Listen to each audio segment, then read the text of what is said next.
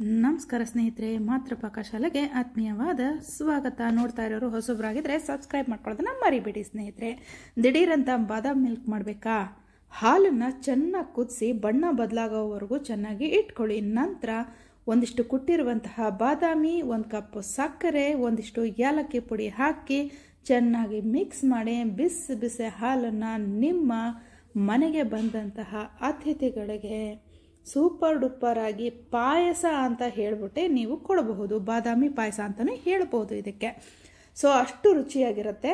ಒಂದು ವೇಳೆ ನಿಮ್ಮ ಮನೆಯಲ್ಲಿ ಹಾಲು ದಿಢೀರಾಗಿ ಸಿಗೋದು ಕಷ್ಟ ಅಂತ ಅನ್ನೋದಾದರೆ, ನಿಮ್ಮ ಮನೆಯಲ್ಲಿ ಮಿಕ್ಕಂತಹ ಹಾಲನ್ನು ನೀವು ಇದ್ದಾಗ ಕುದಿಸಿ ಕುದಿಸಿ ಕುದಿಸಿ ಈ ಥರ ಬಣ್ಣ ಬದಲಾಗಬೇಕು. ಇದಕ್ಕೆ ಯಾವುದೇ ರೀತಿ ಕಲರ್ ಹಾಕಿಲ್ಲ, ಚೆನ್ನಾಗಿ ಕುದಿರುವಂತಹ ಹಾಲು ಇದು ಅಷ್ಟೇ. ಅದಕ್ಕೆ ನೈಸಾಗಿ ಕುಟ್ಟಿರುವಂತಹ ಬಾದಾಮಿ, ಒಂದಿಷ್ಟು ಸಕ್ಕರೆ, ಒಂದಿಷ್ಟು ಏಲಕ್ಕಿ ಪುಡಿ ಹಾಕಿ ಮಿಶ್ರಣ ಮಾಡಿ ಬಿಸಿ ಬಿಸಿದು ನಾವು ಸ್ನೇಹಿತರಿಗೆ ಹಂಚ್ಕೊಳ್ಬಹುದು. ಹೇಗಿತ್ತು ಸ್ನೇಹಿತರೆ ಬಾದಾಮ್ ಮಿಲ್ಕು? ಇಷ್ಟ ಆಯಿತಾ?